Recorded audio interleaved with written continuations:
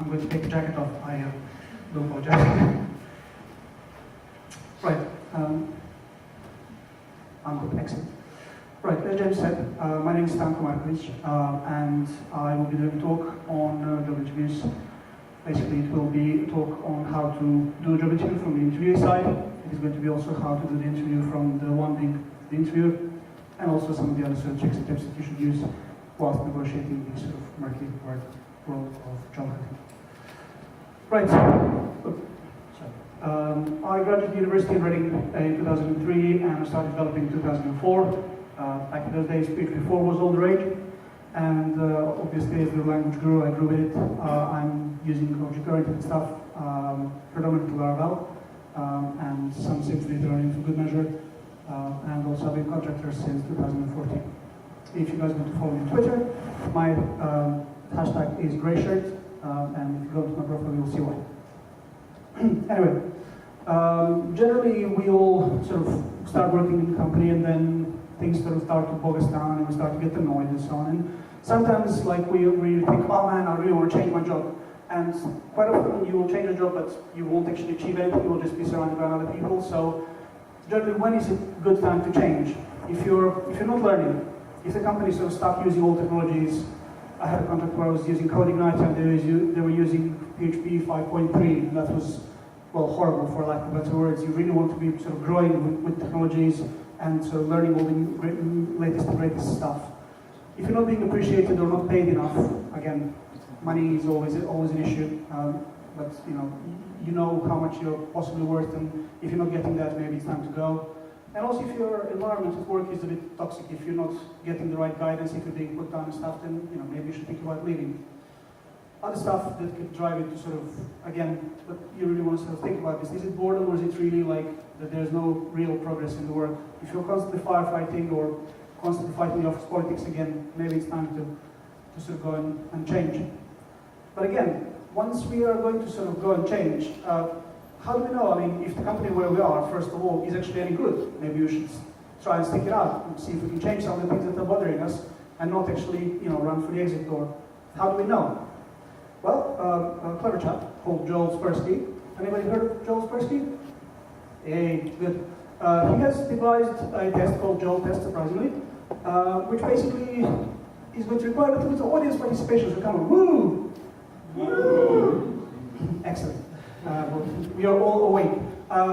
It is very simple. The test is a yes or no questions. There's 12 of them. So, you can even use your fingers to count them out. If the answer is yes, you give yourself a point. If the answer is no, you don't give yourself a point. That is very simple, and I will play along with you. Admittedly, I'm unemployed at the moment, but the last contract that I finished last Friday, I will basically use that as an example.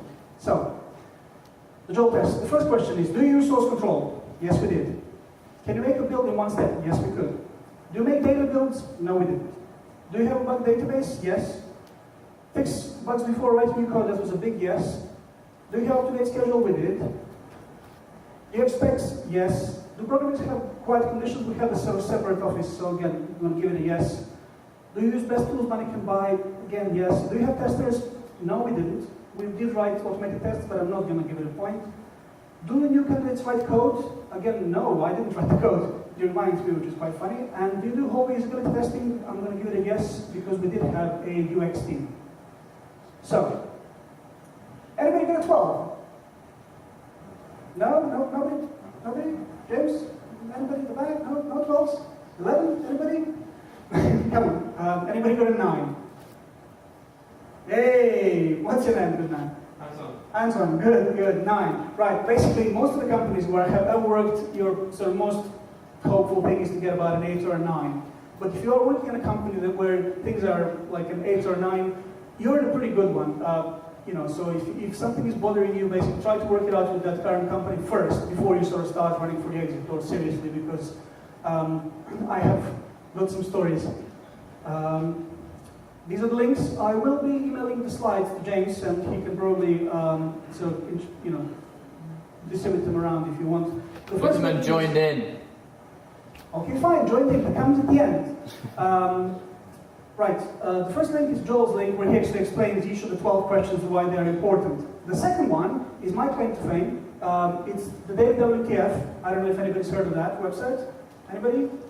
Good, a couple of people nodding. It's basically a site where people, put up their horror stories from work. And I actually put a story on there for a company where I worked that had a Joel test of 0. We did not even have source control, and I'm not kidding. Seriously, I wish I was, but I'm not.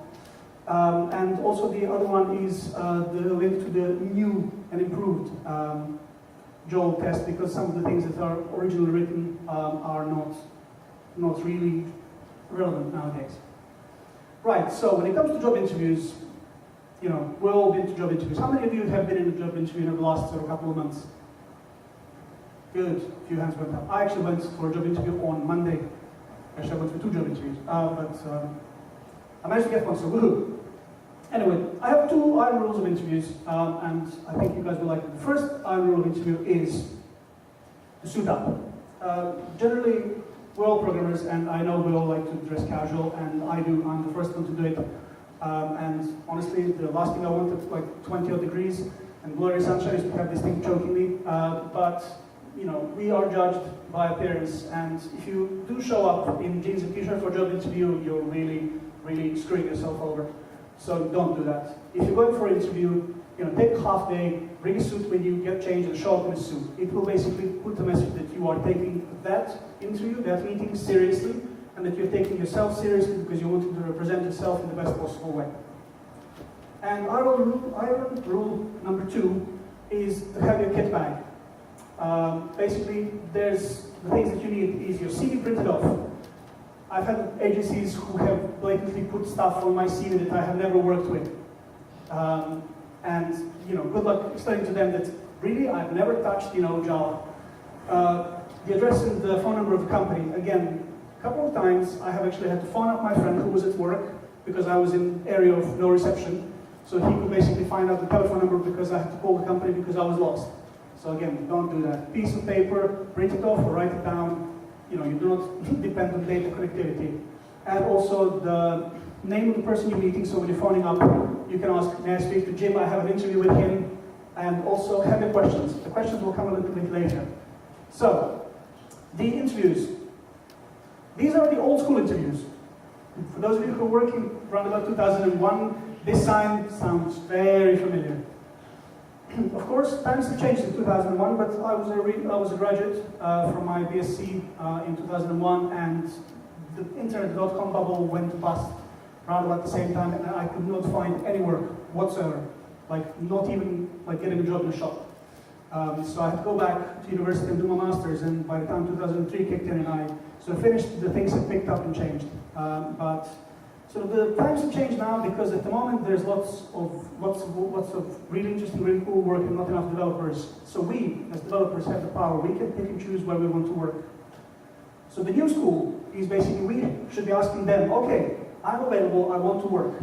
What makes you, your company, your product, your culture, good enough so that I can spend my time and committing 8 hours a day for the next year to work with you? What makes you so great? Because there's 5 other companies that I can pick and choose. Is it an interesting project? Is it something cool? Is it revolutionary? Do you contribute to open source and things like that? We can basically pick and choose. So let's use that, let's use that power wisely. So in the interview, we want to know basically what the company culture is like, what sort of stuff they use. Are the managers okay? How are they treating the staff? What sort of, environment is going to be like? Because, in the interview, everybody is presenting themselves in, something that they're not, and we need to basically cut through the deception, shall we say, and find out the actual, the real truth. Otherwise, you're going to take a job, and then things are going to turn to that daily WTF article or the 0 Joel test. Anyway, question 1. I have 5 questions, and generally, question 1 is, which source control software do you use? That's the question that whenever they ask you at the end of the interview, have you got questions for us? Have questions ready. May not be these, but have your questions. If you want to use these, by all means, do use them. The question is, what source control system, I always ask this, what source control system do you use? For that one, they said, well, we don't have anything yet, but we'll get it in. So, anyway, the acceptable answers for you should be, and these are in alphabetical order, I do not want to get into a flame war, Git, Mercurial, and SVN. Most of the people use Git. Has anybody used Mercurial? Good, a couple of hands went up as well. I use it it's okay. It does the job. I really have no preference. SVN is a bit old school, but again, it does a very good job. So if the answers you get are, I'm sorry, what? You know, for source control, or like, oh, you know, we are going to do it, we just haven't had the time, but in the next couple of months we're going to get it, and so on. Like, you know, there's one thing that you should do after you hear that, and that is to walk. Seriously. If the company does not use source control, you do not work for them, ever.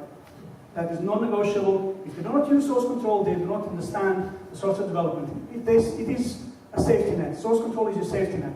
Imagine if you're working on a really tall building, the first thing you want is basically something to stop you from falling. Safety net or safety harness and human. You would not want to do that job without the safety harness. You do not want to do your developer job without source control. So it's non-negotiable. Question number 2 is, which issue tracking software do you use?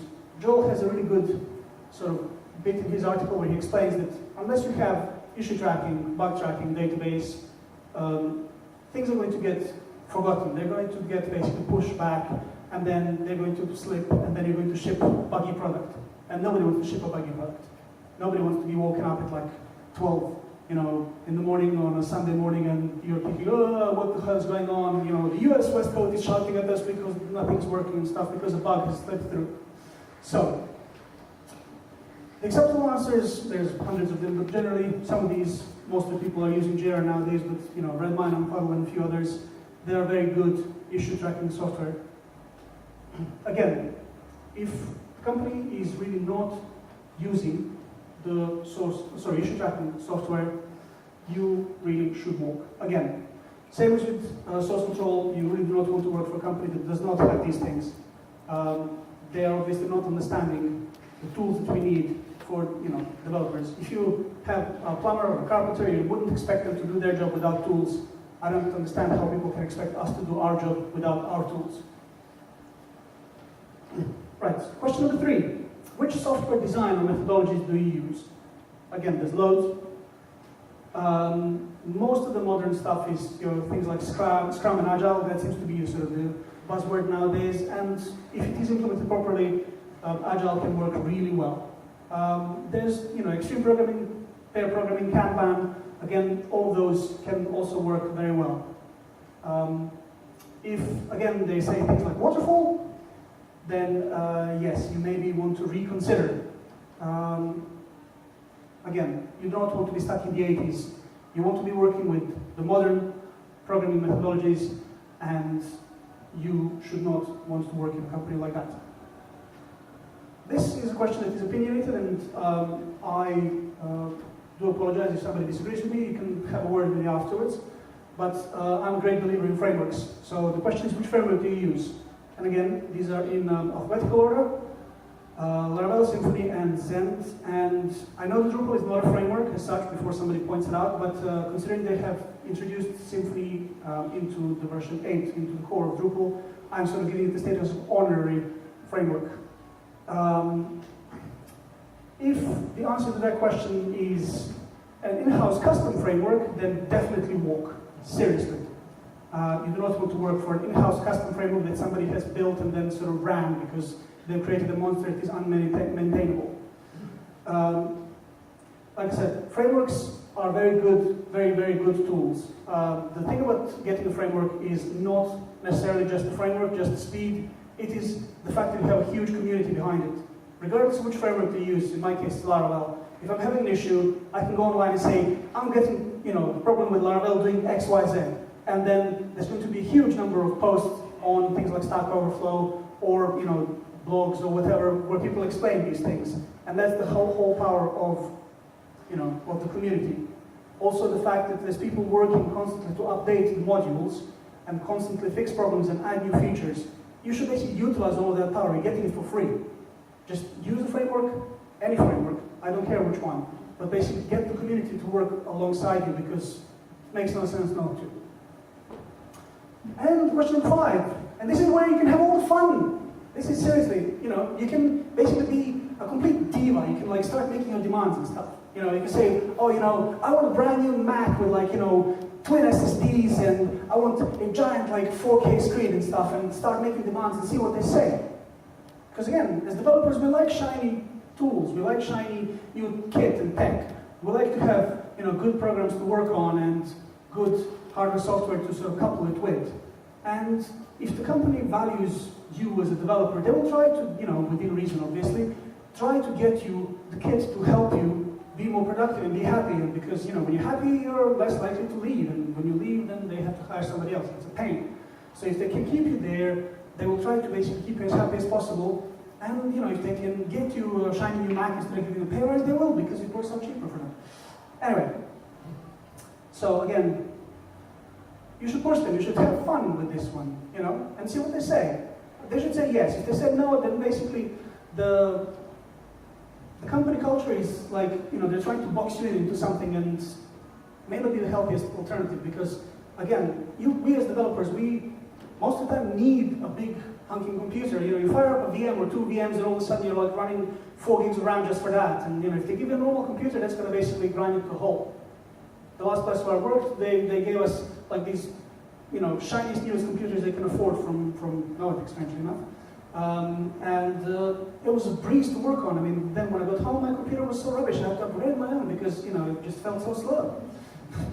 Damn it, they screwed me out of my own money. So yeah, you want to basically have the highest kit because the time that you spend waiting for your computer to process something is actually more expensive than if they were to buy you a new computer.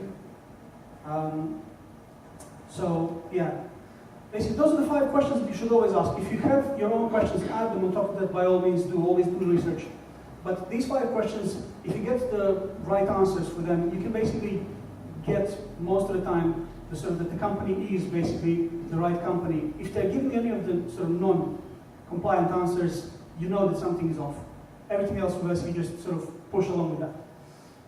Now, we flip things over. So, how to interview somebody? Again, there's a disclaimer. I've never been in a situation to interview somebody myself. I've been to lots of interviews, and when I say lots, I'm sort of talking 50 plus, over my career, which started back in 2004. So I've had lots of interviews that were good and lots of interviews that were bad. The ones that were good, I remember all the cool stuff that was there and why it was good. So I've sort of put it in. So some of you who are more senior, who actually had to interview some of the juniors or somebody who were joining the team, you may find this interesting. Joel has a really good article, again, on interviewing. He said, basically, there's 2 things that you need. One is to see if the person is clever, and 2, if they can get stuff done. He said, basically, if somebody's clever, but they can't get stuff done, they end up in academia. They write papers all day. And if they can get stuff done, but they're not clever, they will basically drop your database in the middle of the day just to see if they can, recreate it. So, you do not want those sort of people working for you. So you want basically for them to be clever and get stuff done. I have basically broken it into sort of 3 separate categories. You want them to have basically problem solving, communication, and passion. And those 3 criteria should be satisfied for you to basically, get that person to work with you. So for problem solving, we basically solve problems every day. It's part of our job. We want to see if the person is actually capable of thinking on their feet. So I'm not saying like do the Google question of like, oh, how many golf balls fit into a 747, that's silly. But generally, any of these questions, they're mathematical questions. Programming is very mathematical. Anybody has a sort of mathematical background? Anyone? Okay, fine. Only a couple of people. I actually did maths quite heavily back in Serbia, where I'm from originally, and I would have probably gone to do pure maths at university.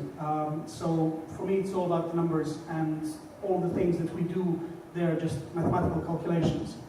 So again, all these you can actually work out by just simple math.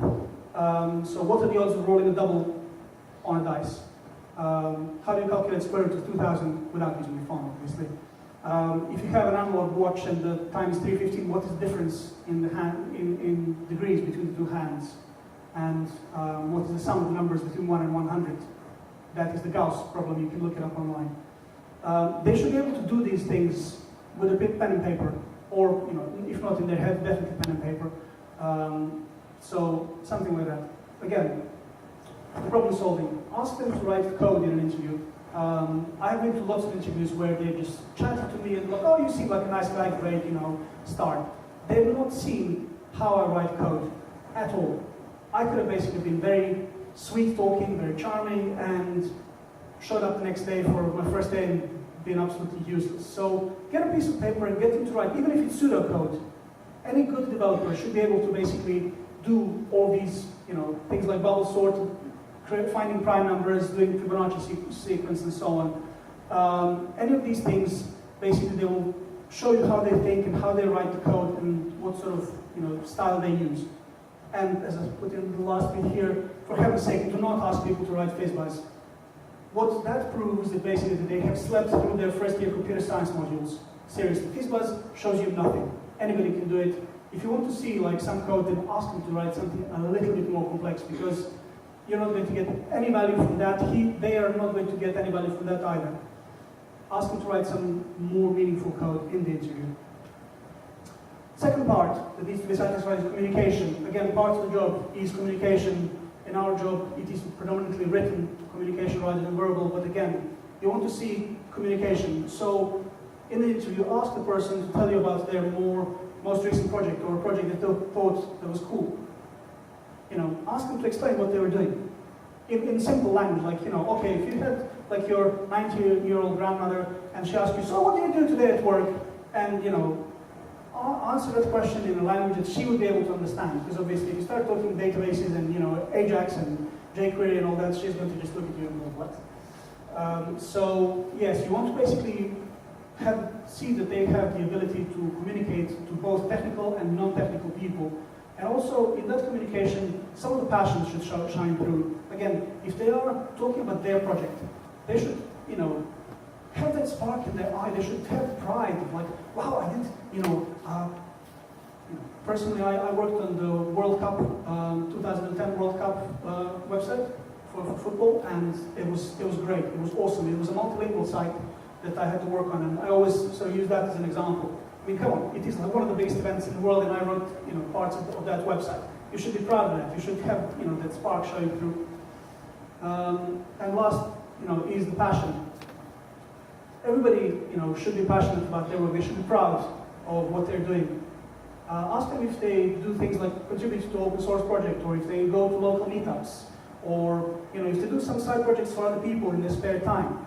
I mean, sometimes people are not necessarily passionate about coding, but they may be passionate about something else. They may be like really big family people, or they may do things like music, or play sports, or they do drama. I mean, Chris, the guy who organizes PHP Berkshire, he's actually in a theater group, and every once in a while he has to shave his massive beard because it is part of the play. He has to show up there and look, clean shaven, so all of a sudden you see Chris clean shaven. It's like, wow, Chris, that's great. But he's very heavily into his theater. So again, there's passion there. And if you have passion about something outside of work, you will have passion for something inside of work as well. Right.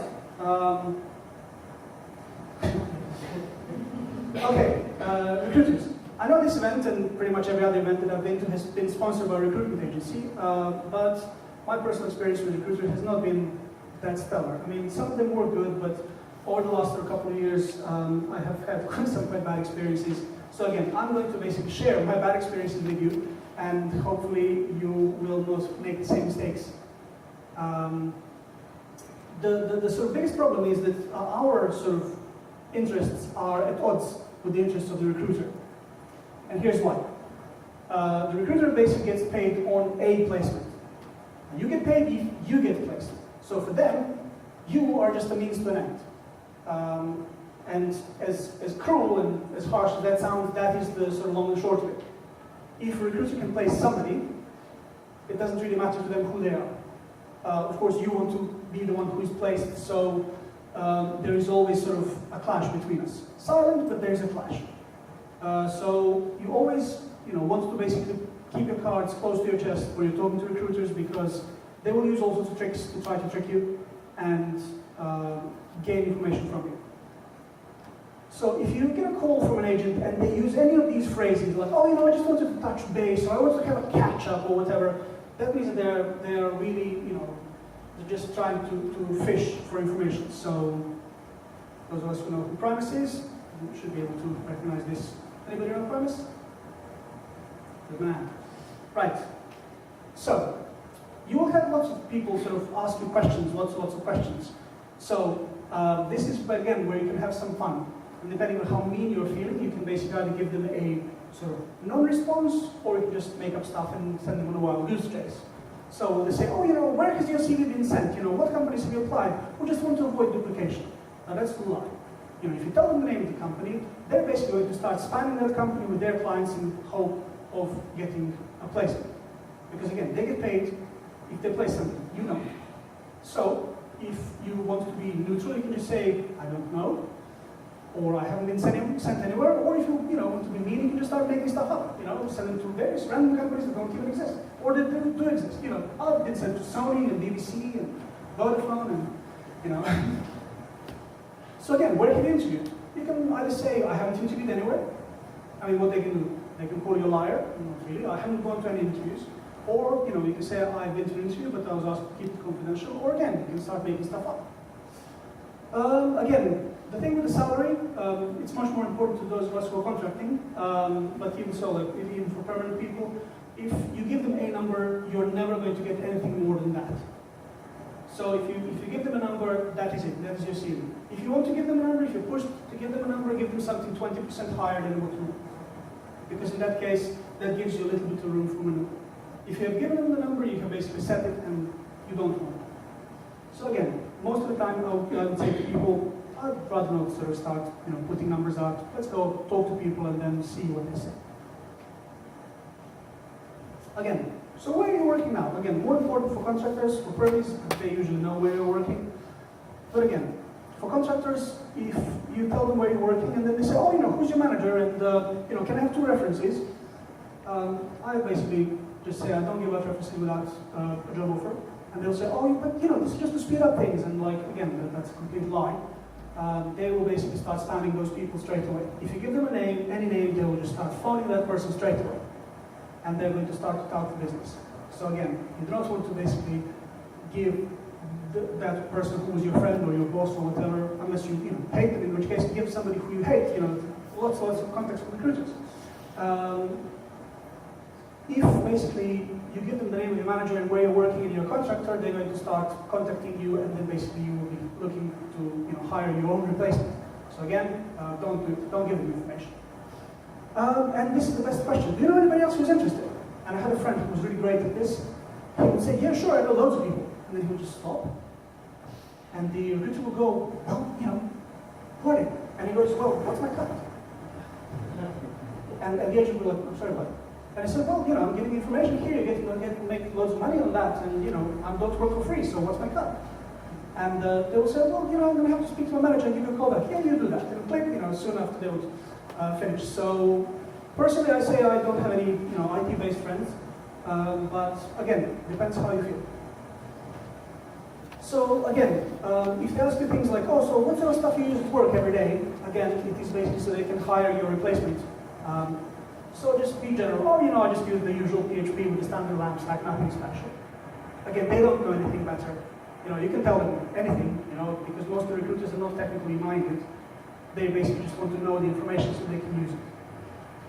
Again, this is more for contractors, but when they say, oh, when are you going to be available next? Give them a date very far into the future if you're pressed. Because again, if you tell them, oh, I'm available in 6 weeks, and you have given them the name of the company and name of your boss, they're going to start, about 4 weeks before you're due to finish, they're going to start spamming that boss with some other people who may be, cheaper than you. Because if you're giving them a price, then basically they know everything. They can, very easily put a few names down in front of your boss and put, a difference in price of about 10-20%, and you'll be surprised how many times basically the company says, well, we're paying this person this much and this person costs 20% less, and the developer's a developer, yeah, get rid of this one, take this one. And can I do LinkedIn? Please stop having me on LinkedIn.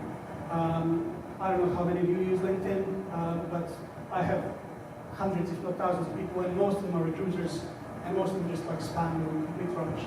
So again, don't add me on LinkedIn. This is the long and short of it. The recruiters will basically take 20% commission. Now think about it, 20%. So if your salary is 30,000, which is sort of mid-range salary, that means the recruiter is going to get 6,000. So basically, the company had a budget for 36,000, and you could have gotten like 34, 35, but instead of that, you're getting 30 because the recruiter is taking 6. Now that doesn't seem fair. I mean, I know the recruiter's going to say, oh, we do provide valuable service and so on, and I'm not against people making money. But this seems just a little bit too much. So on the contract side, it's even worse. They will basically take between 50 and 100 pounds per day for a contractor. Think about it, it's 100 pounds a day, it's 500 pounds a week, it's 2,000 pounds a month. But again, they're taking from the client for putting your CV in front of them. It seems a bit harsh. There's a lot of money changing hands for, not very much effort. So whenever you're in a situation that you are negotiating your salary, especially on contract, but even on permanent, always ask for more. Whenever they come back and say, oh, they've given an offer and the offer is X, never go, oh wow, great. Always go, oh well, that's slightly disappointing. And then go, well, why? And so you can say, well, I was really expecting, a little more. So that always gives you a bit of, room for maneuver, because there's always room for maneuver. In one of the contracts where I was getting a rate, and I thought, well, this is, a good rate. It was my very first contract. And then I found out from the company that basically they were paying recruiter, and they had a deal with the recruiter that the recruitment agency would take a fixed percentage, which was 15%. The recruitment agency basically took 20% and didn't bother to tell anybody. They were just hoping that I would keep my mouth shut and not talk to anybody, and I sort of did, just as a, and then when I found out, I was mightily upset. So, that's just not right. If you have a deal, if you have, a set rule that you're going to take a specific amount, don't steal from other people. It's not right. Again, this may be slightly harsh, but it's probably closer to the truth. Recruiters are a necessary evil, but they are evil because at the moment they are taking far too much from the field that is basically buoyant, and they're exploiting the situation. So my advice is obviously don't give them information if you don't have to, because you're working against yourself and that would be just silly. And also try to network and get leads from your co-workers or from community or whatever other source you may be able to do so. One of my friends actually introduced me to somebody in London who I was working for on freelance base, and I charged him my usual day rate. And generally, he was quite happy because the agency was going to take like a lot more on top of that. But because I sort of circumvented the agency, they were happy, I was happy, because obviously I was getting work, he was getting quality work without having to pay through the nose. Work on your networking skills again. I know it's quite difficult because we're most of the time locked in some darkened room and not talking to anybody.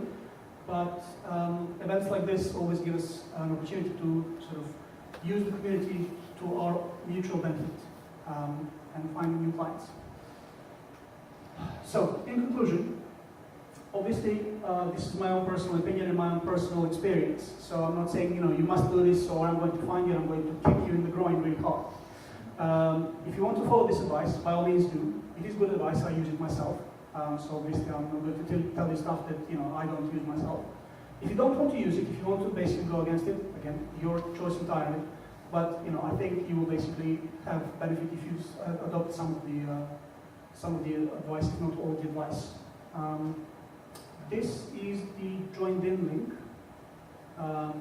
So if you do want to give me any feedback, it would be greatly appreciated. And yeah, so anybody has any questions? Yes? Yeah, you say that we shouldn't tell recruiters, for example, where we currently work or what we do.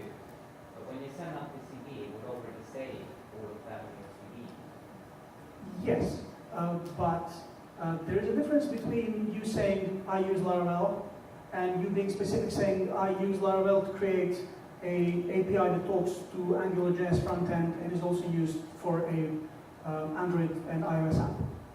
So yes, and Laravel can mean one thing, but it could be 100 things. So it can be as generic as possible, or just not share. Because obviously, I had somebody ask me a question, how many years of Apache have you got experience with? I mean, would anybody like to explain to me what the hell does that mean? Seriously, I mean, writing Apache, configuring Apache, using Apache, doing sudo Apache start, sudo Apache stop. I don't get it. So setting the technology, using a certain technology can mean lots of things. So your CV, again, most of the time, the agent is not going to read your CV. If they're going to read every CV that they found, they will never phone anybody. And they phone me all the time. I'm guessing lots of you have, the same sort of issues, agents calling them all the time. So they will have a database of people who have a, skill set of like lamp developer or front end or back end or whatever, and they will basically just call them. But they also, because on your CV will probably also say the company that you're currently working in. Again, sometimes yes, sometimes no. I mean, for me personally, when I'm in a contract, I don't put that on. I always have the last company that I worked on for this specific reason. Because I got burned once or twice before. So I will never update my CV, and a bit of superstition as well, but I will never update my CV until I finish my contract. So I finished the contract on Friday, and I updated my CV, and I went on interview on Monday. So yeah, I'm starting my new contract in 2 weeks. Anybody else? Yes? Sounds like a lot of the views are quite specific to contracting. So I've been in full-time employment for 7 years, 8 years, and I'm before that, and not all of the views that you had in the presentation seem to fall across into the full-time employment world. Some of the talk is sort of more geared towards somebody who would change jobs or deal with recruiters more often. I mean, before starting contracting in 2014, I was actually permie for 10 years, but due to like personal circumstances and a few other things, I've changed jobs quite a few times. But even as a permie, they will still call you and ask for references and ask for people's contacts and things like that, just so they can basically get their foot in the door and you don't necessarily want to help them, let them earn their money. Because let's face it, nobody, when I'm in a contract, I can't phone up an agent and say, hey, listen, I'm having a problem with this SQL query, can you help me deal with it? They're not going to do it, are. So why should you say, do you know anybody? Oh, I'm going to give you a contact of somebody else. Well, find your own contacts. Nobody helps you with your job, why should you help them? If it doesn't benefit you. If it does benefit you, if you say, I want my own cut, 20%, and they say, sure, we'll give you 20% cut, and you say, fine, send me a contract, and you get paid for that, by all means. Based on my experience today, I've used, just to name the name, I've used Spectrum both as a candidate and a hiring manager, and I've never had any problems using it, just from my personal experience. Again, I'm not saying that they are not good agencies, they are good agencies. However, there's a lot of bad ones. And my view is, unless all of them are good, all of them are bad. Again, maybe that's me and being too binary, but I had somebody call me up once and say, ask me how many years of LAMP I got because it is not written on my CV. I'm sorry, but that person has no idea about what we're doing. And how can I have a reasonable conversation with somebody like that? Again, I know there's a few agencies, Austin Fraser, who are organizing the PHP Arch in Reading. They're quite decent as well. I've actually had a contract. My very first contract was through Spectrum, and I've had one subsequently, and they are pretty decent as well. I'm not saying all agencies are bad, but I'm saying that generally the practices that they have are very sketchy for most of them. So again, use it at your own peril. I said, this isn't gospel. If you don't want to use the advice, by all means don't. But I find I'll live by my own advice. That's all I'm saying. Anybody else? Okay. Well, in that case, thank you very much. And yes, please, by all means, do post comments and join in because I would love to hear some feedback from you guys.